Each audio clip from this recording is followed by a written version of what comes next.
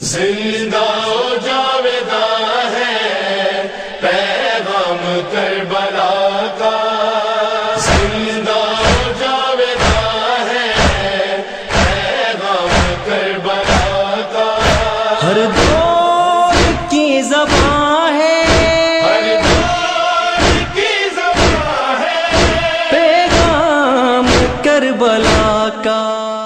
لا حول ولا قوة إلا بالله العلي العظيم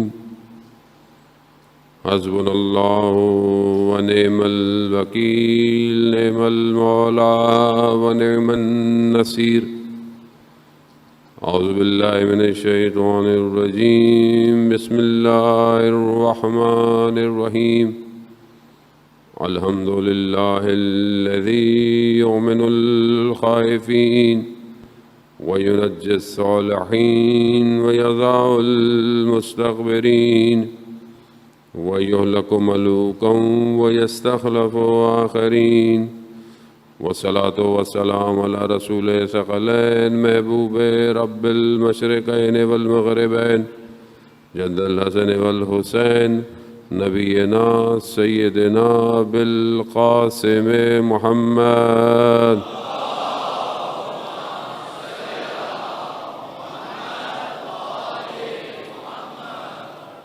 وعلى آلہ الطیبین الطاہرین المعصومین لا سیما بقیت اللہ فی الارضین روحی وارواحنا لتراب مقدم الفدا ولعنت اللہ علی اعدائہم اجمعین۔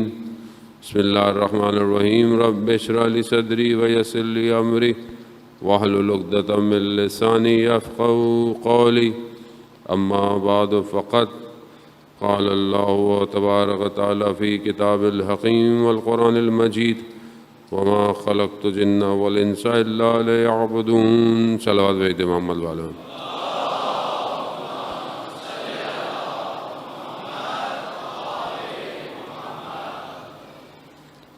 عزاداران سید الشہداء، ماہ محرم کی پہلی دن گزر گیا، رات دوسری۔ پروردگار نے لطف اور کرم کیا کہ ہم ان ایام میں امام کو ان کی جد کا پرسہ دیں۔ یہی چند دن خدا ہمیں توفیق دیتا ہے کہ ہم اپنے آپ کو اس وادی کے سپرد کریں جس وادی کو امام نے 61 ہجری میں بنایا ہے۔ زمانہ گزر گیا، وقت گزرتا جا رہا ہے، مکان اور زمان کی دوری جو ہے وہ امام سے دور نہیں کر سکتی۔ آج کئی سو سال گزرنے کے بعد بھی سید الشہداء علیہ السلام کا غم تر و تازہ ہے۔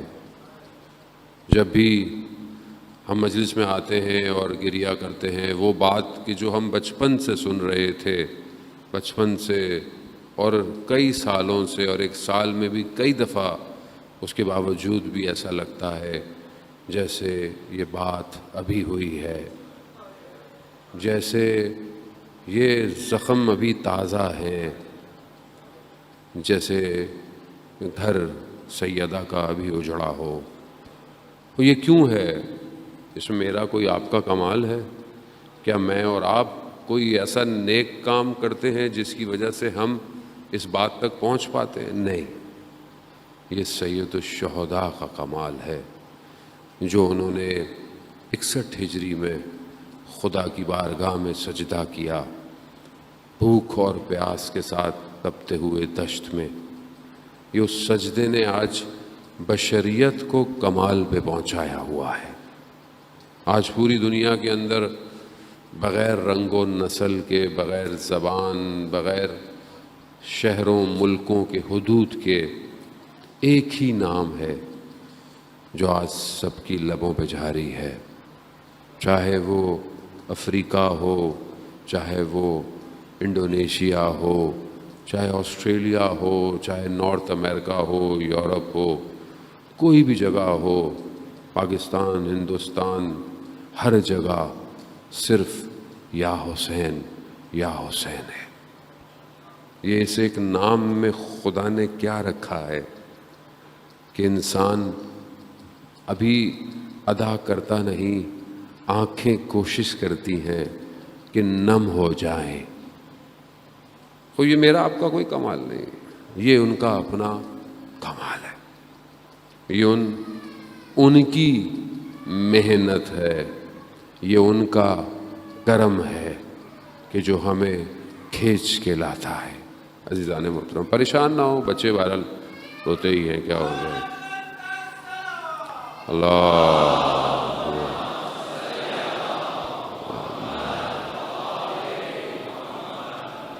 تھوڑی دیر بچہ رویا برداشت نہیں ہوا، نہ جانے اہل بیت کے بچے کتنا گریا کرتے ہوں گے، نہ انہیں تو اٹھا کے لے کے جانے والا کوئی تھا، نہ انہیں خاموش کروانے والا کوئی تھا. روایات کہتی ہیں بچوں کو اونٹوں پہ اس طرح باندھا ہوا تھا کہ گرتے جاتے تھے اور شہید ہوتے جاتے تھے. اللہ اکبر. ہم نے کہاں قربانیاں دی؟ قربانیاں تو یہی دے گئے. یہ انہی کے گھر ہیں جن کے صدقوں میں آج ہمارے گھر آباد ہیں. عزیزان محترم انہی کا دیا ہوا کرم ہے کہ ابھی تک زندگی چل رہی ہے.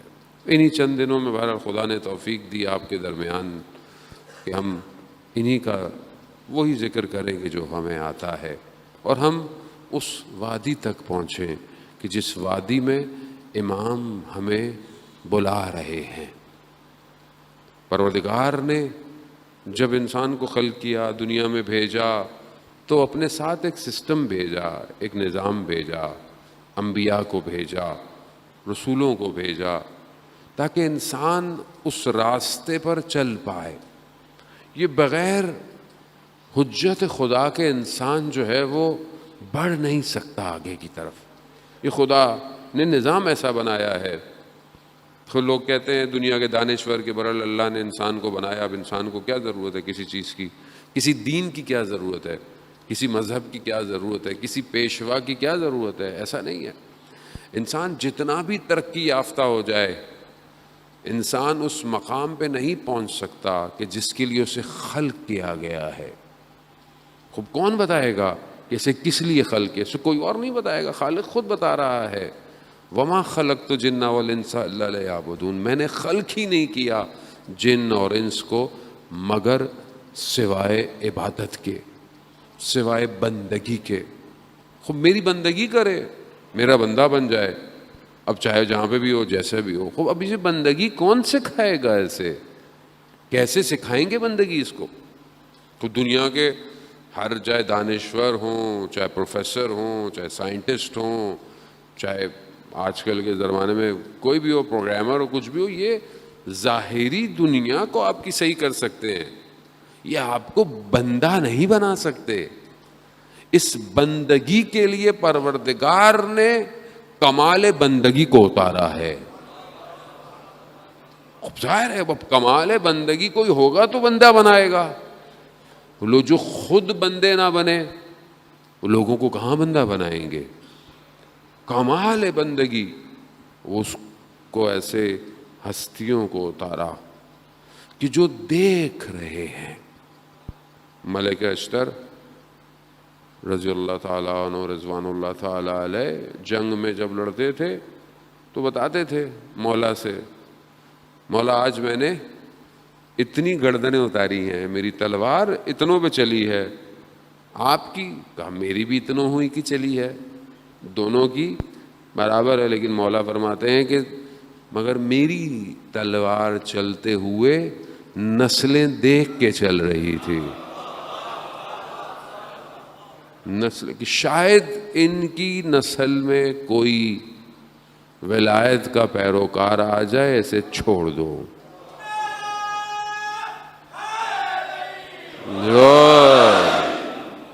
جن کی ذوالفقار اتنی با معرفت ہو، بس آگے میں کیا کہوں، کہنے کی ضرورت ہی نہیں ہے. جانے جو ذوالفقار اتنی با معرفت ہے کہ چل رہی ہے، کیونکہ نسبت ہے ولی سے، ولی الزمان سے، اپنے زمانے کے ولی سے نسبت ہے.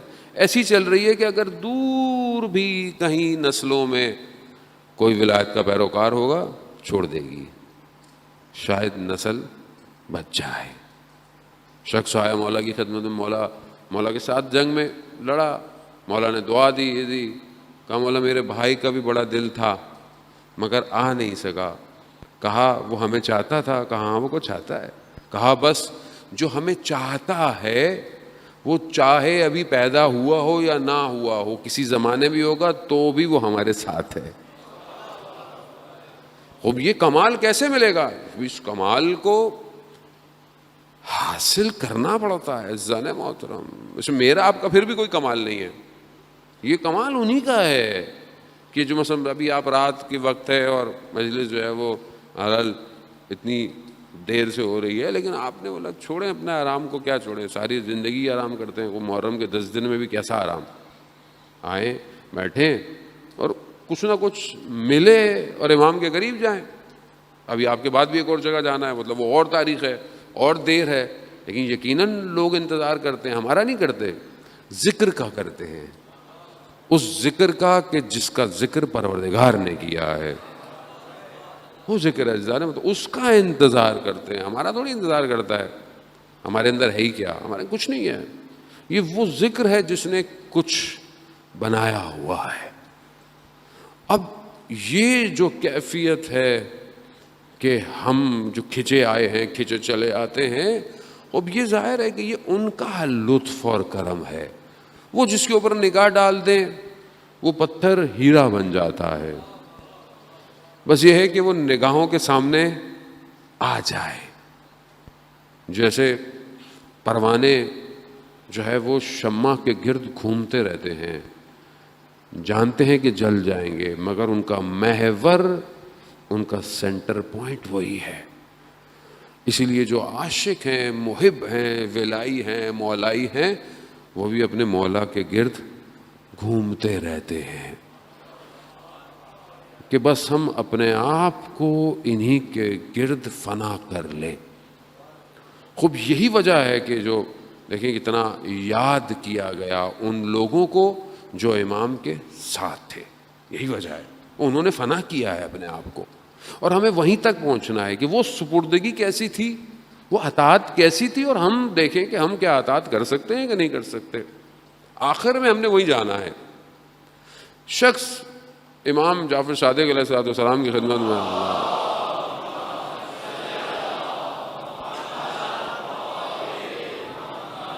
امام کی خدمت میں آتا ہے کہ مولا فلانی جگہ کا رہنے والا ہوں، وہاں پہ جو گورنر ہے، والی ہے، وہ آپ کا چاہنے والا ہے، میرا کام اس سال اتنا نہیں چلا، میری جو کام تھا، جو بھی کاروبار تھا، کچھ جو بھی تھا وہ نہیں چلا، تو لیکن کیونکہ جو مالیات ہے، ٹیکس ہے، وہ لکھی ہوئی ہے، تو وہ آپ کا چاہنے والا ہے، اگر آپ ایک لیٹر لکھ دیں گے، نامہ لکھ دیں گے، خط لکھ دیں گے، تو ہو سکتا ہے مجھے کوئی ڈسکاؤنٹ دے دے۔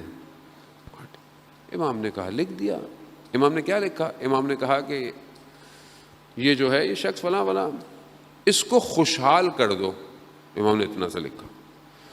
گیا یہ لے کے ایواز کا جان رہنے والا تھا، پہنچا، جب اس شخص کو پتا چلا کہ امام کا لیٹر آیا ہے تو ننگے پاؤں دوڑتا ہوا آیا، خط کو لیا، چوما اس کو، اس شخص کی پیشانی چومی جو خط لے کے آیا تھا، اندر بٹھایا، خط کھولا، دیکھا کیا لکھا ہے؟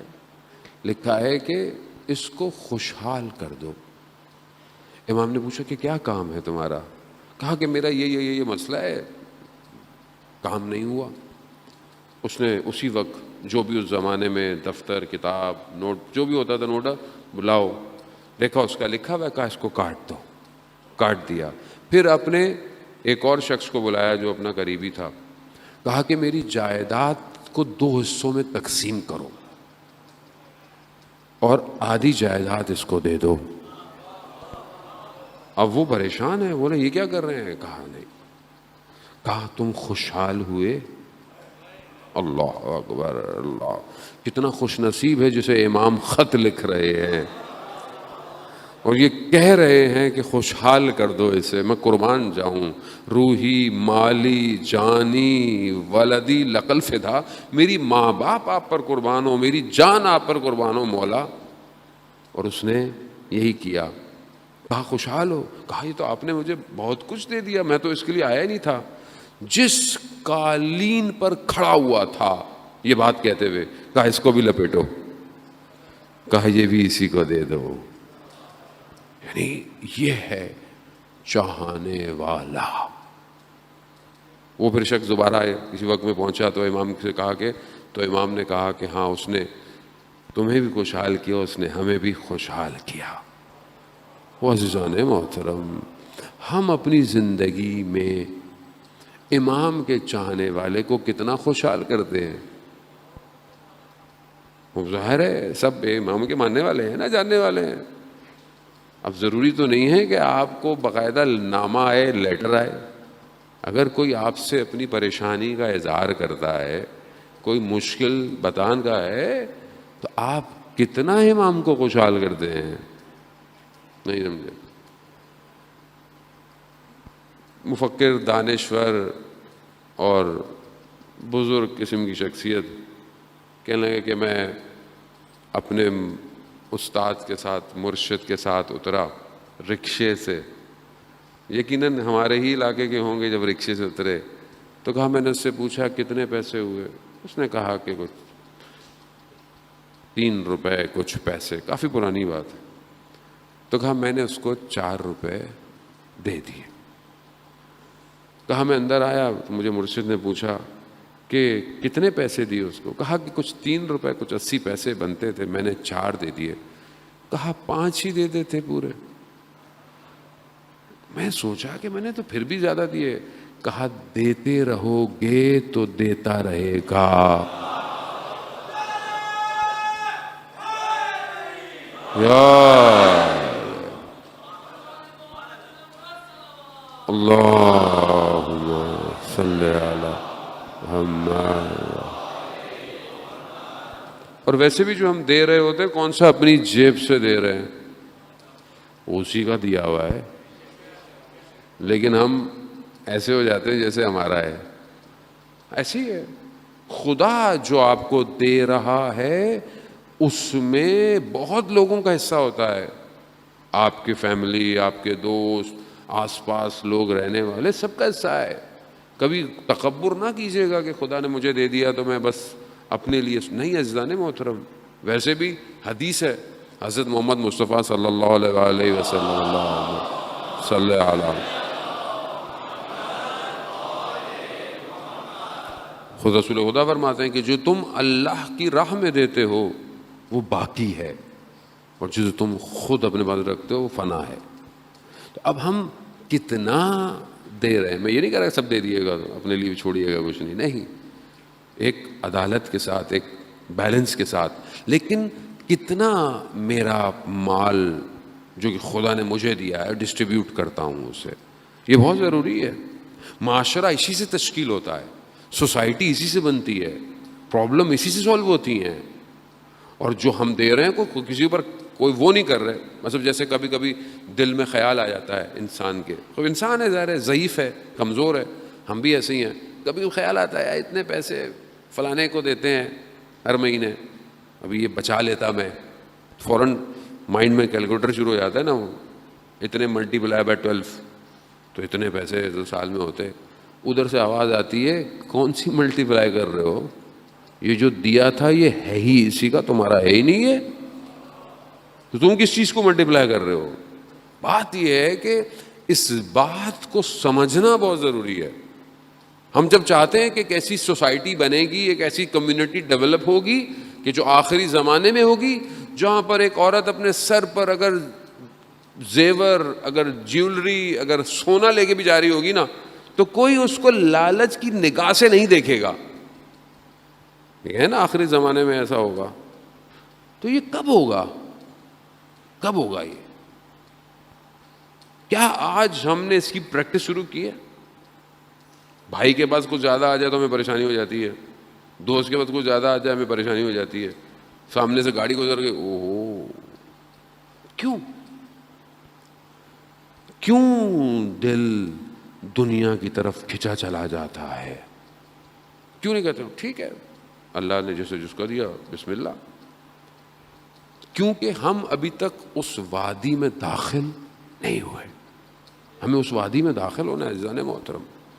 اسی کے لیے پروردگار نے اپنے انبیاؤں کو اور اپنے اولیاؤں کو بھیجا کہ ہمیں اس دنیا کے بھنور سے کھینچیں باہر کھینچیں. جوان ماشاءاللہ طبقہ بیٹھا ہوا ہے اور سب سے زیادہ جوان ہی ہے، بلکہ بہرحال بزرگ بھی جوان ہی ہوتے ہیں. دل انسان کا ہونا چاہیے پاک اور صاف. عزیزان محترم اس جوانی کی قدر کریں. یہ جو اللہ نے آپ کو نعمت دی ہے نا یہ گزر جائے گی.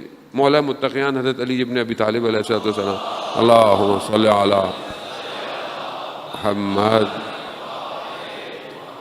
امام خود ارشاد فرماتے ہیں نا کچھ چیزوں کی اہمیت، اس کی ویلیو اس کے جانے کے بعد پتہ چلتی ہے. جیسے صحت کی ویلیو تب پتہ چلتی ہے سلامتی کی جب انسان بیمار ہوتا ہے. جب انسان بیمار ہوتا ہے اسے پتہ ہے یار صحت کتنی بڑی نعمت تھی، میں نے خیال ہی نہیں کیا. اس طرح اور بہت ساری چیزیں ہیں. اسی کے اندر انسان جو ہے وہ ان چیزوں کو جو ہے وہ کرتا ہے کہ یہ جو خدا نے دی ہے جوانی، اس کا پتہ کب چلے گا؟ جب بڑھاپا آئے گا، جب آپ کھڑے نہیں ہو پائیں گے، آپ بیٹھ کے نماز پڑھ رہے ہوں گے، تب آپ کو پتہ چلے گا کہ اگر میں نے جوانی میں قیام کیا ہوتا، رکوع کیے ہوتے، سجدے کیے ہوتے تو میں کہاں ہوتا آج. اس وادی میں آئے. یہ دنیا آپ کو نہیں آنے دے گی اس طرف، یہ صبح شام آپ کو انگیج رکھے گی. امام اسی لیے تشریف لائے. وہ امام میں کئی دفعہ اس بات کو تکرار کرتا رہتا ہوں، مولائے کائنات جانتے تھے انسان آج کہاں پہنچ گیا. مولا کو پتا تھا یہ ڈیجیٹل طریقے سے جو ہے وہ ڈیٹا ٹرانسفر کر لے گا، یہ الیکٹرانک گاڑیاں بھی بنا لے گا، یہ اسپیس شٹل بنا لے گا، یہ اس کے پاس جو ہے وہ لائیو سٹریمنگ جیسے آج ہو رہی ہے، سب کچھ جو ہے سب کر لے گا. امام کو پتا تھا یہ بلڈنگیں بنائے گا، اسکائی اسکریپرز بنائے گا، یہ ہائبر کیپسول بنائے گا کہ جو لفٹوں میں بڑی بڑی بلڈنگوں میں لگے ہوئے ہیں یا برجوں پہ لگے ہیں یا بھی شہروں میں بھی لگ رہے ہیں، یا وہ اسپیس ایکس والا جو زمین کے اندر جو ہے وہ ہائبر ٹرمینل بنا رہا ہے، بہت تیزی سے انسان پہنچ جائے گا ایک سے جگہ دوسری جگہ. امام جانتے تھے یہ انسان کر لے گا، اس سے بھی آگے جائے گا، بھی انسان بہت آگے جائے گا. لیکن امام نے نہیں بتایا کہ کون سی دھات سے جو ہے وہ جہاز کا انجن بنایا جائے کہ جو بہت ٹیمپریچر پر یا مائنس ٹیمپریچر پر خراب نہ ہو. خاص دھات ہے، خاص میٹل ہے. امام نے بتایا نہیں، انسان نے خود کشف کر لیا. اللہ نے یہ علم دیا ہوا ہے، علم انہی کا ہے. لیکن امام نے کیا دیا نہج البلاغہ میں؟ امام فرماتے ہیں کہ انسان اپنی زبان کے پیچھے پوشیدہ ہے. A man is behind his tongue. اگر کسی انسان کو دیکھنا چاہتے ہو تو دیکھو کہ وہ زبان سے کیا کہہ رہا ہے. یہ کون بتائے گا؟ امام جانتے تھے کہ یہ قیامت کے منظر کو دیکھ نہیں پائے گا. میں بتاتا ہوں. اللہم انی اسألک یوم لا ینفع، پروردگار میں تجھ سے سوال کرتا ہوں اس دن کا جس دن کوئی چیز نفع نہیں دے گی سوائے اس کے کہ جو قلب سلیم لے کر آئے گا. یہ آخرت کا کینوس. آپ ایک کینوس بنائیں، فریم جسے پینٹ کرتے ہیں. آپ مانا جاتے ہیں امیر المومنین پڑھنا شروع کریں، آخرت کا کینوس بننا شروع ہو جائے گا. کون بتا رہا ہے؟ 100 سال، 200 سال، 300 سال، 1000 سال کی پیشن گوئی نہیں ہے. عین اور حق الیقین ہے کہ قیامت میں کیا ہونے والا ہے. یہ کون بتائے گا؟ یہ کون بتائے گا کہ تمہیں کس مرحلے پر، کس جگہ پر تمہیں کتنی دیر رکنا پڑے گا؟ کیوں؟ کیونکہ امام جانتے تھے کہ یہ انسان نہیں بن پائے گا. یہ مشین ترقی یافتہ ہو جائے گی، آرٹیفیشل انٹیلیجنس ہو جائے گا. آج بولیں، آج ساری چیزیں چلنا شروع ہو جاتی ہیں. آج آپ یہاں بیٹھے ہوئے ہیں، آپ کا گھر دنیا میں کہیں پہ بھی ہے، آپ اپنے گھر کا لاک کھول لیں، آپ اپنے گھر کے کیمروں سے ساری چیزیں دیکھ لیں، آپ اپنے گھر کا الیکٹرانک کی ساری چیزیں کھول لیں، سب کھول لیں, ہر چیز وائی فائی ہو گئی, نیٹ ورک ہو گئی, ایک ہی نیٹ ورک سے آپ کی فریج میں کیا رکھا ہوا ہے سب آتا ہے آپ کو, نظر آتا ہے آپ کو. کیسے انسان کر لے گا یہ سب کچھ؟ مشین اتنی اسٹرانگ ہو جائے گی. لیکن اس مشین کے دور میں یہ کون سکھائے گا کہ تمہیں اپنے ماں باپ کا احترام کرنا ہے, تمہیں اپنے پڑوسیوں کا خیال کرنا ہے, تمہیں یتیموں کے سروں پہ ہاتھ رکھنا ہے؟ یہ کون بتائے گا؟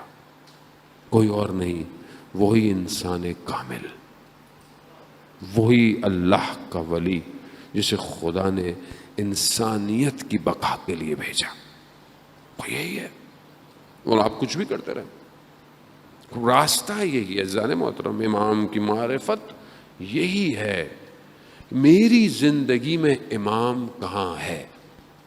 مشکلات اپنی جگہ پر ہیں, ہوتی رہیں گی, آتی رہیں گی, اور آسان نہیں ہے, کیونکہ جب بھی اقرار کیا گیا مشکلات کی طرف جتنا رتبہ, جتنا درجہ بڑھتا چلا جائے گا, مشکلات بڑھتی چلی جائیں گی. اور اس مشکلات میں, اس راستے میں غلطی کا امکان بالکل نہیں ہے. جہاں ذرا سی غلطی ہوئی بہت دور چلے جاؤ گے. یعنی اتنا یہ معاملہ حساس اور سینسٹیو ہے کہ یہاں حضرت آدم سے ترک اولا ہوا. معصوم ہے, نبی ہے, غلطی نہیں کر سکتے, لیکن ترک اولا ہوا کہ بھئی یہاں اس درخت کے پاس نہیں جانا, چلے گئے. 200 سال گریا کیا ہے انہوں نے, حضرت آدم نے 200 سال گریا کیا, اور پھر ان ناموں کا واسطہ دیا جن ناموں کے صدقے میں یہ سب ختم ہوا. یہ راستہ اتنا سنگین ہے, یہاں دور تک ذرا بھی گنجائش نہیں ہے. یہاں راستہ ایسا ہے, اور یہ امتحان بڑھتا چلا گیا, بڑھتا. کیوں انبیاءوں کے آس پاس تھوڑے سے لوگ تھے؟ کیوں؟ امتحان ہے. حضرت نوح, میں پہلے بھی کہیں بیان کر چکا ہوں یقیناً, حضرت نوح کے آس پاس تھوڑے سے لوگ, 950 سال تبلیغ کی, 950 سال. یا ہم 2-4 اشرے پڑھتے ہیں اور پھر ہمیں دیکھتے ہیں پبلک کو کچھ ہو ہی نہیں رہا, ویسی کی ویسی ہے, ہر دفعہ کچھ کہو پھر وہی کا وہی. تو ہم کہتے ہیں بھائی چھوڑو, کہیں اور ہی چلتے ہیں, کسی اور ملک ہی چلتے ہیں. وہاں نبی 950 سال لہو لوہان کر دیتے تھے تبلیغ کے لیے. کچھ جمع ہوئے, کہا پروردگار بھیج عذاب, ان پہ ختم ہو یہ بچے. کہا کیا ٹائم دیا؟ کھجور کے بیج دیے, درخت کھجور کھاؤ, بیج لگاؤ. جب یہ درخت بنے, جب یہ پھل دیں, پھر ہم عذاب بھیجیں گے. 18 سال لگ گئے درخت لگنے میں, پھل نکلنے میں. کہا یہ بھی پھل کھاؤ, اس کے بیج بھی بو, دوبارہ درخت بنے. پھر جب یہ پھل دیں گے, پھر اس طرح کرتے کرتے 4-5 دفعہ وہ جو قریب بھی آئے تھے نا حضرت نوح کے, وہ بھی دور چلے گئے. کیوں؟ کہا چیک کیا جائے گا صبر کرنے والا کون ہے. خوب امتحان ہے. آج ہم ذرا سے گھبرا جاتے ہیں, اتنی مشکلات ہیں, مولا کیوں نہیں آ رہے؟ وہ چیک کیا جا رہا ہے. مولا کیسے آئے؟ چیک کریں گے نا, ایسے تو نہیں آئیں گے. ٹیسٹ لیں گے, یہ ٹیسٹ ہے, ہم ٹیسٹ فیز میں اس ٹائم ٹیسٹ لیا جا رہا ہے. اب لوگ لڑکھنا شروع ہوتے جا رہے ہیں. روایات ہے آخری دور میں اتنا اٹالا اور پٹخا جائے گا جیسے چھانی جاتی ہے نا, غرب و غبار کیا جائے گا. جو خالص ہوگا نا بس وہی بچے گا, بس وہی بچے گا. وہ مشہور واقعہ میں ابھی مجلس میں پڑھ کے آ رہا ہوں ذرا, کیونکہ آپ نے تو سنا نہیں ہوگا, بہت دور ہے, تو میں دوبارہ بتا دیتا ہوں آپ لوگوں کو. آیت اللہ خوئی کے والد محترم نجف سے نکلے بغداد جاتے ہوئے. رستے میں ایک شہر آیا ہلا سے گزر رہے تھے تو بازار میں دیکھا کہ ایک گھر پہ گنبد سائد کا بنا ہوا ہے, اور اس کے اوپر لکھا ہوا ہے ہاذا مقام امام زمان. یہ امام زمانہ کا مقام ہے. وہی تعجب کیا انہوں نے کہ یہ یہاں پہ امام زمان کا مکان کیسے؟ کہا تو لوگوں نے بتایا کہ یہ گھر جگہ جو تھی یہ ایک شخص تھا، اس کا نام تھا شیخ علی، اور وہ بہت زیادہ امام زمانہ کو یاد کرتا تھا، بہت گریا کرتا تھا، بہت مناجات کرتا تھا، امام کو خطاب کرتا تھا، مولا آپ کیوں نہیں آتے، کیوں نہیں آتے ہیں، آنکھیں ترس گئی ہیں مولا، میں تیار ہوں، میرا شہر چھوٹا سا ہلا شہر ہے، اس میں 1000 جوان ہیں جو تلوار چلانا جانتے ہیں، مولا آپ کو تو 313 چاہیے۔ بہت روتا، بہت گریا کرتا، اتنا زیادہ رویا ایک دن جو ہے وہ شہر سے باہر چلا گیا اور دشت کے اندر گریا کرتا رہا۔ دیکھا کہ ایک عربی لباس میں جوان آیا، کہا کہ شیخ کیا چاہتے ہو؟ کہا میں اپنے امام کا انتظار کر رہا ہوں۔ کہا ہم تمہارے امام ہیں۔ جب یہ سنا امام کے قدموں میں پڑ گیا، رونے لگا، گریا کرنے لگا، وہی ساری باتیں، مولا کیوں نہیں آتے، مولا آ جائے، مولا آپ کو 313 چاہیے، میرے شہر میں اچھے خاصے لوگ تیار ہیں، تلوار چلانا جانتے ہیں۔ امام فرماتے ہیں ہمیں 313 خالص چاہیے، خالص۔ کہا مولا ہمارے پاس بہت ہیں۔ کہا اچھا ٹھیک ہے، جاؤ فلانا جو کسائی ہے تمہارے محلے میں، اس کو 2 دمبوں کو اپنی چھت پہ جا کے باندھ دو، جمعرات کو سب کو بلا لو، میں جمعرات کو تشریف لاؤں گا۔ خوش چلا گیا، اس کا صاحب کے پاس چلا گیا، دیکھو امام نے ہمیں ڈیوٹی دی ہے تو 2 جانور لے کے چھت پہ باندھ دو پہلے سے اور آ جاؤ۔ سب آ گئے، دیکھا کہ نور آیا اور اس کی چھت پہ آ کر خاموش ہو گیا، سمجھ گئے کہ امام آ گئے ہیں۔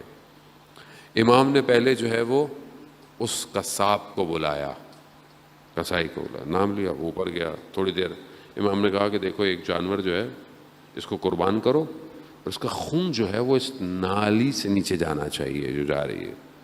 اس نے ویسے ہی کیا۔ اب یہ نیچے ویسے ان ہزاروں میں سے انہوں نے بہت سلیکٹ کر کے 40 لوگوں کو کیا تھا، ہزاروں میں سے۔ اب جب انہوں نے دیکھا تو انہوں نے کہا کہ تھوڑی دیر امام نے اس سے گفتگو کی ہوگی اور یہ صحیح نہیں ہوگا، امام نے سے گردن کاٹ دی، خون آ گیا۔ تھوڑی دیر بعد امام نے شیخ علی کو بلایا، وہ اوپر گئے، اس نے جا کے دیکھا کہ قصاب تو بیٹھا ہوا ہے، ایک جانور بھی ہے، تو پھر مولا نے اسے کہا کہ دوسرا جانور بھی قربان کر کے خون بہا دو۔ اب جب دوسرا بھی خون نیچے گیا، یہ جو نیچے 40 کہتے تھے کہ ہم خالص ہیں، کہنے لگے کہ یہ دونوں شخص جو اوپر گئے تھے یہ تو ہم میں سب سے بہترین تھے، اگر ان کا عمل ایسا ہے تو پھر ہمارا تو عمل اچھا نہیں ہے۔ بھاگ گئے۔ پھر امام نے کہا شیخ علی سے جاؤ لوگوں کو بلاؤ۔ جیسے ہی اس نے دیکھا کہ کوئی بھی نہیں ہے، کوئی نہیں۔ امام نے کہا دیکھا ہم تمہیں کہتے تھے نا ہمیں خالص چاہیے، جسے یہ یقین ہو کہ اس کے عمل سے امام راضی نہیں ہیں، وہ کیسے امام کا ساتھ دے گا، کیسے دے گا مجھے بتائیں۔ اور اگر وہ راضی تھے اپنے عمل سے تو پھر انہیں یہ خوف تھا کہ ہمیں امام کی راہ میں مار دیا جائے گا، تو بھی بھاگ گئے، تو بھی کوئی فائدہ نہیں ہے۔ خوب یہ آسان نہیں ہے، جتنا معاملہ بڑھتا چلا جائے گا امتحان سخت ہوتا جائے گا۔ خدا نے اپنے آخری نبی کو بھیجا، امتحان سخت ہو گیا، سخت ہو گیا۔ بلغ ما انزل الیک، رسول ابلاغ کر دو جو ہم نے تمہیں کہا ہے۔ سختی شروع ہو رہی ہے، یہ سختی ہے، یہ آسانی نہیں ہے۔ یہ آج ہم 1400 سال بعد بڑے خوش ہوتے ہیں، وہ کیا کیسے لوگ تھے، کیسے لوگ تھے، یہ دیکھا انہوں نے اور بھول گئے۔ آج آپ کہہ رہے ہیں ادھر ہوتے نا، آسان نہیں ہے، بہت سخت ہے۔ عزیزان محترم، ہمیں تو اتنی آسانیاں بتا کے ہمیں بتایا نہیں کہ سختی بھی کچھ ہوتی ہے۔ معاملہ آگے بڑھتا گیا، جب کربلا تک پہنچا ہے نا، امتحان بھی سخت ہو گیا، سخت ترین امتحان تھا. تبھی تو ہم زیارت پڑھتے ہیں، زیارتوں کے اندر پڑھتے ہیں کہ یہ جو مصیبت پڑی آپ کے اوپر یہ عظیم مصیبت تھی، اس سے عظیم مصیبت زمین آسمان نے گریا کیا ہے، عالم جھکے ہوئے تھے سید الشہداء کی طرف. امام نے بھی ایسے لوگوں کا انتخاب کیا، ایسے گوہر اپنے پاس لے کر آئے کہ جانتے تھے کہ یہ کھڑے رہیں گے. کیسے تھے، کس مقام پہ تھے، کیا کہتے تھے کہ ہمیں تو کئی دفعہ مارا جائے ہم نہیں جائیں گے. پتہ ہم عزیزان محترم آج اتنے 100 سال بعد اگر ہمیں خدا یہ توفیق دے رہا ہے تو ہمیں امتحان کی دعوت دی جا رہی ہے، ہمیں دعوت دی جا رہی ہے. اب آپ بولیں گے مولانا صاحب ہم مجلس سننے آتے ہیں، آپ ہمیں پتہ نہیں کس امتحانوں میں ڈال رہے ہیں. اللہ مجلس سنیں، ہم تو گھر جائیں، ہماری زندگی ہے، بچے ہیں، بیوی ہے، کوئی اسکول میں پڑھتا ہے، کوئی کالج میں پڑھتا ہے، کسی کو مولانا ہم کن چکروں میں پھنسا رہے ہیں ہمیں. میں کیا آپ کو بتاؤں گا، اصل میں یہ دعوت ہے ہی اس لیے آؤ اس وادی میں جس وادی میں امام تمہیں بلا رہا ہے. اللہ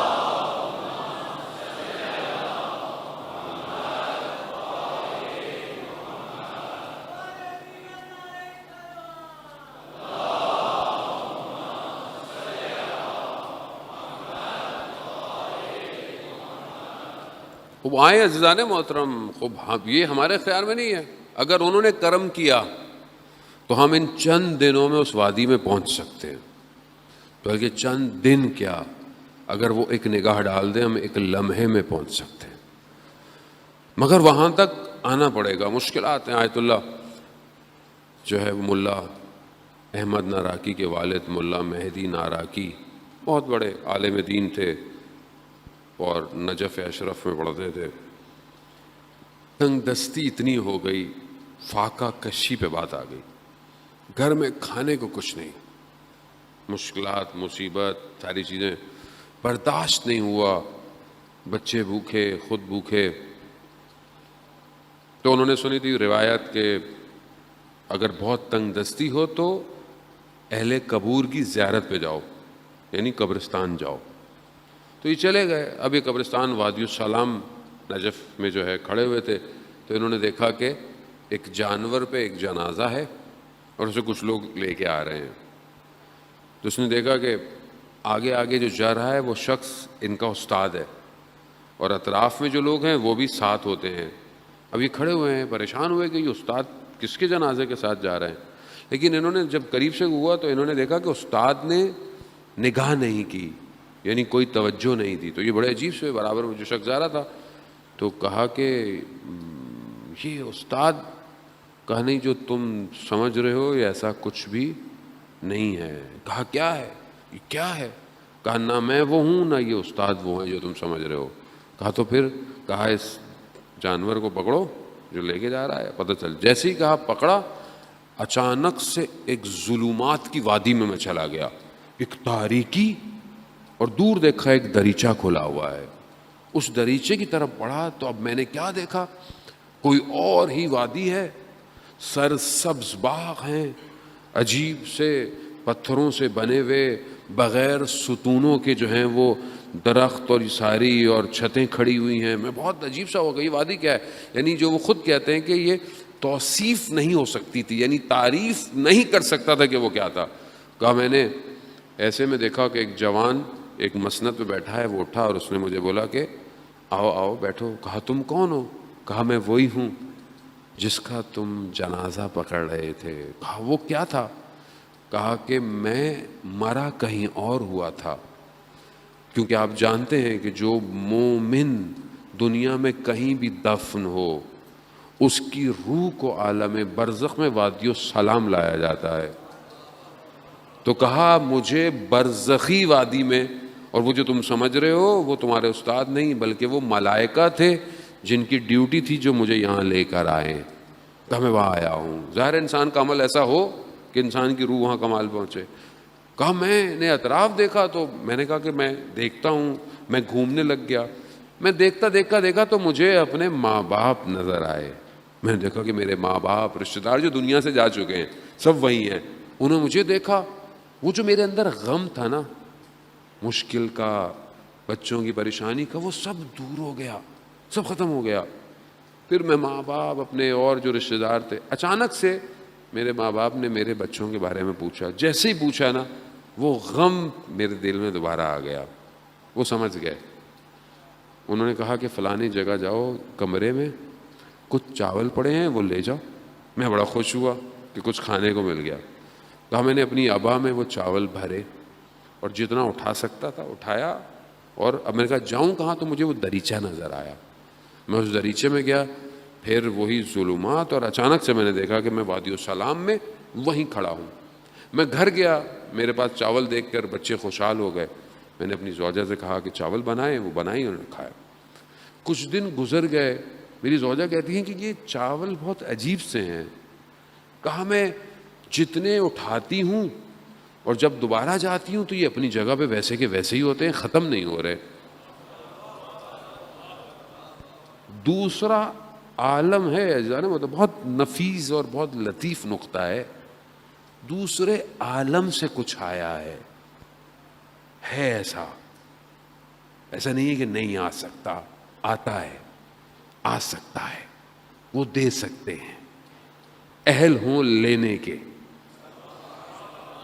عطا ہے, عطا ہوتی ہے, عطا ہوتی ہے. اب یہاں کہہ دوں, جملہ آ گیا.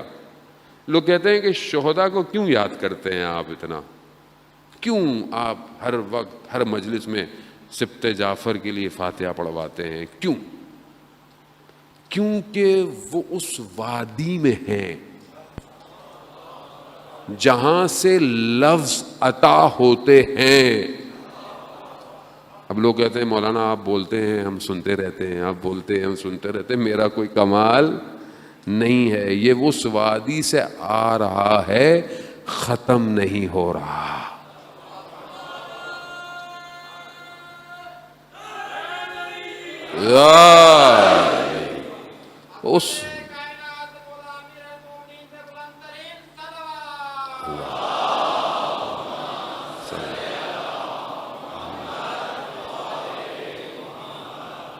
اس وادی سے کنیکشن ہونا چاہیے آپ کو. یہاں آپ کے موبائل کا کنیکشن بی ٹی ایس سے ہوتا ہے تو سگنل آتے ہیں, نہیں آئے آپ چھت پہ چڑھے جائیں, سگنل نہیں آ رہا ہو تو ادھر ادھر کرتے رہے, موبائل سگنل نہیں آئے گا. کیوں؟ کنیکشن ہی نہیں ہے. سم جو ہے وہ نیٹ ورک کی نہ ہو تو سگنل آئیں گے؟ نہیں آئیں گے. سم نیٹ ورک پہ ہونی چاہیے.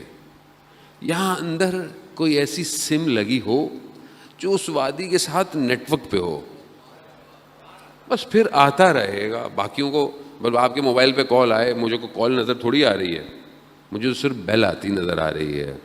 بس ادھر بھی ایسے ہی ہے, نظر نہیں آتا, صرف وائبریشن ہوتی ہے, وجود ہلتا ہے کہ کچھ آ رہا ہے. عزیزان محترم, جب ان کی زوجہ نے یہ کہا نا انہیں, تو مسکرا دیے. کیوں مسکرایا؟ تو راز بتا دیا انہوں نے. اب میں نے بھی آپ کو راز تو بتا دیا, لیکن پھر بھی کم نہیں ہوتا, کیونکہ یہ راز ہی دوسرے ہیں, انہوں نے کیا کم ہونے والی بات ہے, وہ جانے, ان کی رات جانے. لیکن ان کا کیا ہوا کہ وہ پھر چاول اٹھانے گئیں تو پھر چاول نہیں تھے, کیونکہ راز کھل چکا تھا. جانو بہرحال آپ محرم ہیں, اس لیے میں نے آپ کو بتایا ہے. اہل بیت فرماتے ہیں کہ نہ محرموں میں ہمارے اسرار مت بتایا کرو, ہر کوئی برداشت نہیں کر سکتا.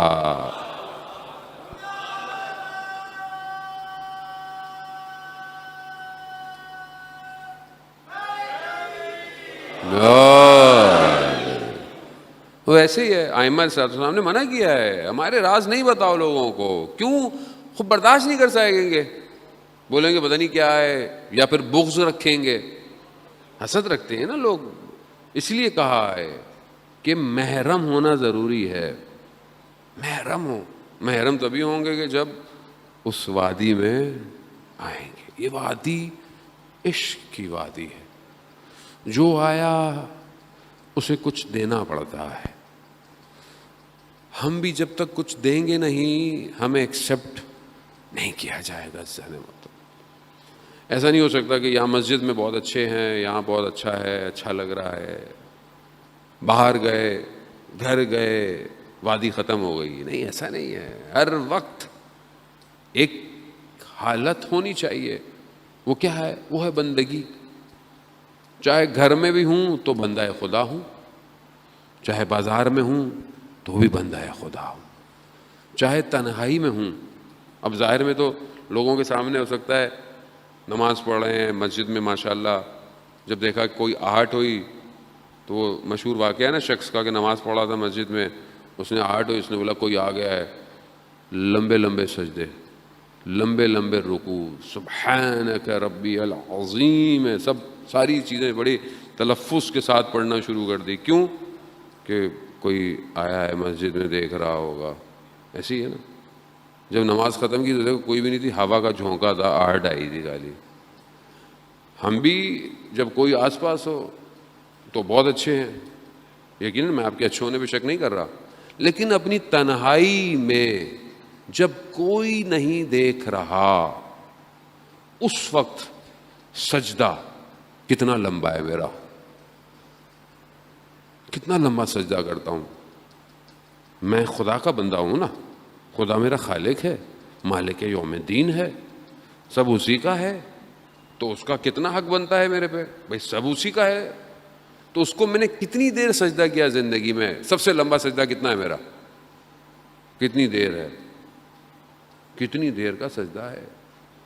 کتنی دیر میں نے کہا شکرن للہ، یا شکرن شکرن شکرن، یا استغفر اللہ استغفر اللہ، یا الحمدللہ الحمدللہ. کتنی دیر؟ کتنی دیر میں کنسنٹریشن رکھ سکتا ہوں اپنے سجدے میں؟ کتنی دیر؟ یعنی میرا ذہن کہیں نہ جائے، صرف خدا کی بندگی پر ہو. کتنی دیر؟ کیسے ہوگا؟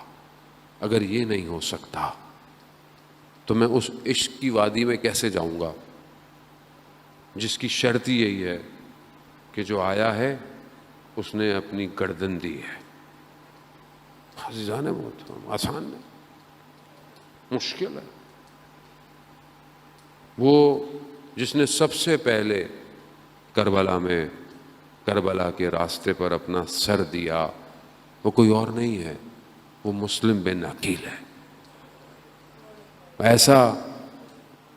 ایسی شخصیت، ایسی ہستی کہ جسے امام جب خط لکھ رہے ہیں کوفہ والوں کی طرف بھیج رہے ہیں تو کیا کہتے ہیں؟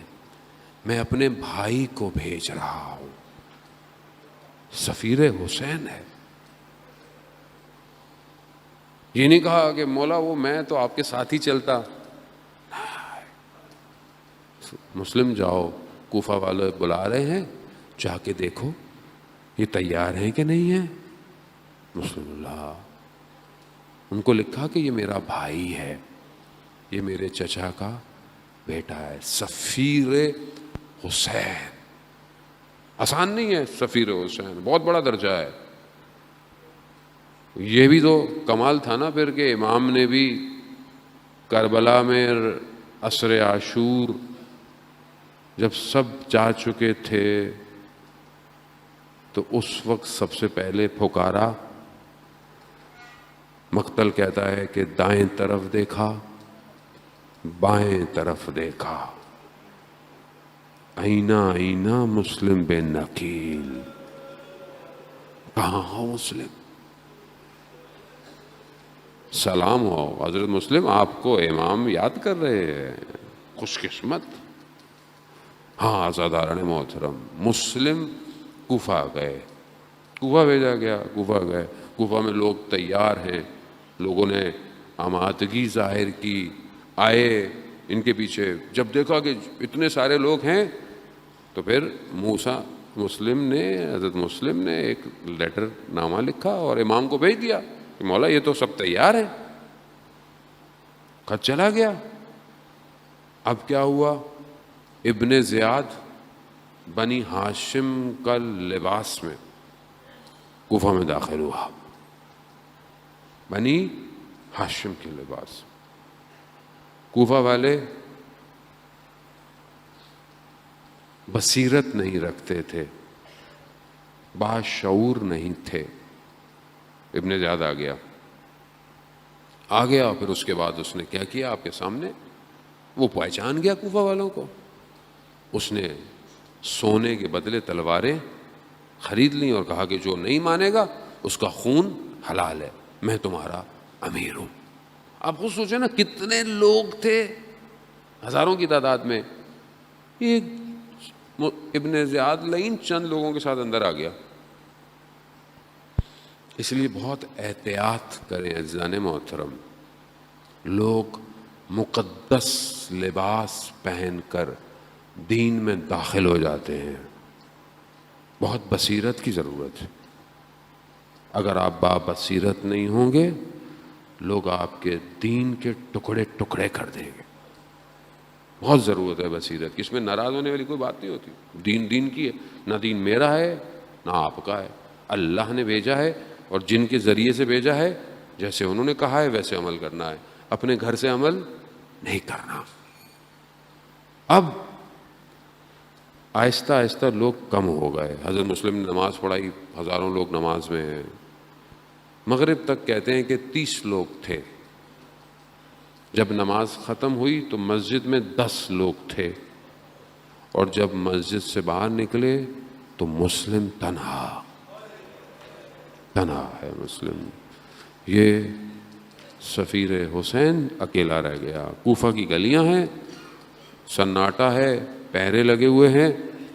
مسلم غربت کے عالم میں ایک دیوار سے ٹیک لگائے بیٹھا ہے. ایک خاتون دروازہ کھولتی ہیں، دیکھتی ہیں کہ ایک شخص بیٹھا ہے. کہا کہ شخص تم کیا کر رہے ہو؟ تمہیں نہیں پتا شہر میں ابن زیاد کے سپاہی مسلم کو ڈھونڈ رہے ہیں، جاؤ اپنے گھر. اشارہ کیا پانی کا، پانی پیا، چلی گئی. کچھ دیر بعد خاتون دوبارہ آئی کیونکہ اس کا اپنا بیٹا نہیں آیا تھا، وہ انتظار کر رہی تھی. پھر دیکھا، کہا کہ اجنبی تم ابھی اپنے گھر نہیں گئے؟ کہا میرا گھر نہیں ہے یہاں. کہا مگر تم کوفہ کے رہنے والے نہیں ہو؟ کہا نہیں، میں مدینہ کا رہنے والا ہوں. اللہ، دعا اہل بیت کی ماننے والی تھی. جیسے ہی مدینہ کا سنا نا، کہا مدینہ میں کہاں؟ کہا محلہ بنی ہاشم. اب تو اور اس طرح. کہا کون ہو تم؟ کہا میں مسلم بن عقیل. یہ سننا تھا. کہا کیا؟ اندر آؤ. اندر لایا ہو. کہا میں کیا خدمت کروں؟ کہا نہیں بس پانی پینا تھا، پی لیا. کہا مصلی بچھا دو، بس میں عبادت کرنا چاہتا ہوں. اللہ، اب جانتے ہیں نا یہ کہ جانا کہاں ہے عبادت کی. بیٹا آیا، بیٹا ظاہر ہے حکومت کے ساتھ ملا ہوا تھا، اس نے خبر دے دی. دوسرے دن سب نے گھر کو گھیرنا شروع کیا. حضرت مسلم تیار ہوئے، زرہ پہنی، تلوار. خاتون کہتی ہے کہ کہاں جا رہے ہیں؟ باہر آپ کی جان کے دشمن ہیں. کہا میری غیرت گوارا نہیں کرتی کہ میری وجہ سے آپ پر کوئی آنچ آئے، اور میں قربان جاؤں سید الساجدین پر. کس طرح اہل حرم کو کوفہ اور شام کی گلیوں میں، خدا آپ کو اس کا اجر دے. آپ نے گریہ کیا، آپ نے، رونے کے دن ہے عزیزان محترم، روئیے جتنا ہو سکتا ہے. اکیلے بیٹھے ہوں، سن رہے ہوں، گریہ بقا. اگر رو نہیں سکتے تو روایت کہتی ہے رونے کی شکل بناؤ. اتنی تاکید ہے، اتنی تاکید ہے. کہا میری غیرت گوارا نہیں کرتی. مسلم بنی ہاشم جوان گیا، لڑائی کی، نہیں گھیر پائے ایک جوان کو، دھوکے سے گرایا، اسیر کیا، لے گئے. ابن زیاد کہا امیر کہو اسے. کہا میرا امیر صرف حسین ہے. کہا قتل کر دی جاؤ گے؟ کہا ہو جائے. حضرت مسلم کہا کوئی وصیت ہے؟ کہا ہاں. دیکھا کس کو وصیت دے. کہا کہ میرا پیغام امام حسین تک پہنچا دو کہ کوفہ وہ کوفہ نہیں ہے جس نے بلایا آپ کو۔ مسلم کو لے کے جانے لگے، مسلم گریا کر رہے ہیں۔ چلنے والے نے کہا کہ رو کیوں رہے ہو، ایسا کام ہی کیوں کیا تھا؟ کہا میں اپنے لیے نہیں رو رہا، میں حسین ابن علی کے بچوں کے لیے رو رہا ہوں۔ دارالامارہ لے گئے عزاداران محترم، یہ پہلا شہید ہے، پہلا شہید۔ غربت تنہائی کا عالم ہے، داستان کربلا شروع ہو رہی ہے۔ یہ پہلا سر تن سے جدا ہوگا، یہ پہلا بنی ہاشم ہے کہ جو اپنے خون کا نذرانہ دے رہا ہے، یہ راستہ ہموار کر رہا ہے، یہ بتا رہا ہے۔ پانی دیا، پانی آیا، خون کے قطرے گرے، دوسرا آیا، پھر وہی تیسرا آیا۔ حضرت مسلم بھی پہچان گئے ہوں گے کہ جس کے ارباب کو پیاسا شہید کیا جائے اس کا غلام کیسے پانی پیے۔ سر تن سے جدا ہو گیا، بدن کو جو ہے وہ اس سے نیچے پھینک دیا گیا۔ امام علم امامت سے دیکھ رہے ہیں، لیکن امام نے اظہار نہیں کیا۔ امام نے کہا کہ جب کوئی آئے گا کوفہ سے، ایک منزل پر، ایک مقام پر دیکھا کہ کوفہ کے کچھ لوگ آ رہے ہیں۔ امام منتظر ہوئے، دیکھا، جیسے ہی امام کو دیکھا راستہ موڑ دیا۔ امام نے اپنے ساتھیوں کو بھیجا، جاؤ انہوں بلا کے لاؤ۔ کہا مگر تم نہیں جانتے امام تمہارا انتظار کر رہے؟ ہم جانتے ہیں۔ کہا پھر؟ کہا ہم امام کا سامنا نہیں کر سکتے تھے۔ کہا نہیں، امام نے بلایا، امام کی خدمت میں گئے۔ امام نے پوچھا مسلم؟ کہا مولا جب ہم کوفہ سے نکل رہے تھے تو حضرت مسلم کے ٹانگوں میں رسی باندھ کر بدن کو کوفہ کی گلیوں میں گھسیٹا جا رہا تھا۔ اللہ اکبر! سلام ہو حضرت مسلم پر، سلام، سلام ہو۔ بنی ہاشم توسل کریں حضرت مسلم سے کہ دور رہتے ہوئے بھی اپنا نذرانہ پیش کیا۔ کہا گلیوں میں گھسیٹا جا رہا تھا، حضرت مسلم تیاری کر رہے تھے کہ کوئی کاروان آنے والا ہے۔ امام نے سنا، امام خیمے میں گئے، بس التماس دعا، وقت جو ہے وہ اپنی اختتام کی طرف بڑھ چکا ہے، بس ایک جملہ کہوں گا اور آپ سے التماس دعا۔ امام خیمے میں گئے، امام نے حضرت زینب سلام اللہ علیہ سے کہا کہ مسلم کی بیٹی حمیدہ کو بلاؤ۔ حمیدہ آئی، امام نے جس طریقے سے اسے پیار کیا نا، اجرکم عند اللہ، اجرکم عند اللہ، حق یہی ہے رونے کا۔ جس طرح پیار کیا نا، بنی ہاشم اہل بیت کی پرورش شدہ بچی تھی، پہچان گئی۔ کہا ماموں جان بابا خیریت سے ہیں؟ کہا نہیں بیٹی، بابا شہید ہو گئے۔ اب ہوا کیا؟ بس آخری لمحے ہوا کیا؟ اب جب یہ سنا نا کہ بچی یتیم ہو گئی ہے تو کبھی کوئی سر پہ ہاتھ رکھتا ہے، کبھی کوئی رخسار پہ پیار کرتا ہے، کبھی کوئی سینے سے لگاتا ہے۔ بھئی یتیم ہو گئی ہے نا، باپ نہیں رہا، ایک چھوٹی بچی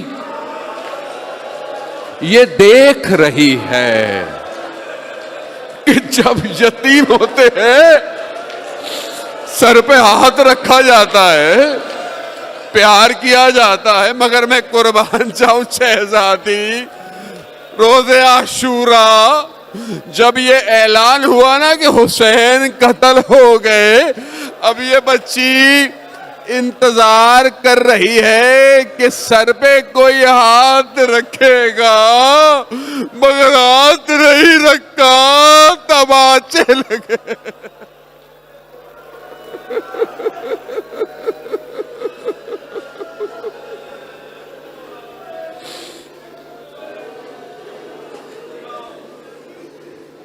الا لعنۃ اللہ علی القوم الظالمین وسیعلم الذین ظلموا ای منقلب ینقلبون۔ پروردگار امام زمانہ کے ظہور میں تاجیل عطا فرما، ہمیں ان کے ناصروں ان کے مددگاروں میں شمار فرما، جو پریشان حال ہیں ان کی پریشانیوں کو دور فرما، جو حاضرین مجلس ہیں جو سن رہے ہیں، جو بھی ان کی خواہشات ہیں دعائیں ہیں، خاص طور پر مجھے بہت لوگوں نے کہا ہے کسی کے والد، کسی کی والدہ، کسی کی زوجہ، کسی کی بہن، کسی کی بچی بہت شدید علیل ہیں، کوئی آئی سی یو میں ہے، کسی کو کووڈ ہو گیا ہے، کوئی ویسے مریض ہے۔ پروردگار تجھے واسطہ سید الشہداء کے ان ایام کو ان سب کو شفاء کاملہ اور عاجلہ عطا فرما۔ پروردگار جہاں جہاں بھی مجلس ماتم عزاداری ہو رہی ہے ان سب کی جان مال عزت آبرو کی حفاظت فرما۔ پروردگار ہم خطا کار ہیں، ہم گناہ گار ہیں۔ پروردگار ہمیں ان ایام میں بہترین عزاداری پرساداری کرنے کی توفیق عطا فرما۔ ہمارے ملک وطن عزیز پاکستان کو عزت اور استحکام عطا فرما۔ ہمیں آپس میں مومنین میں محبت پیدا کروا، ہمیں اہل سنت اور باقی فرقوں کے ساتھ اتحاد کے ساتھ رہنے کی توفیق عطا فرما۔ پروردگار مسلمانوں کو یکجہتی کے ساتھ اپنے وقت امام کا منتظر بنا۔ پروردگار ہمیں حج عمرہ اور زیارات کی توفیق عطا فرما۔ اللہم ارزقنا زیارت الحسین فی الدنیا و شفاعتہ فی الآخرت۔ صلوات بید محمد و آل محمد۔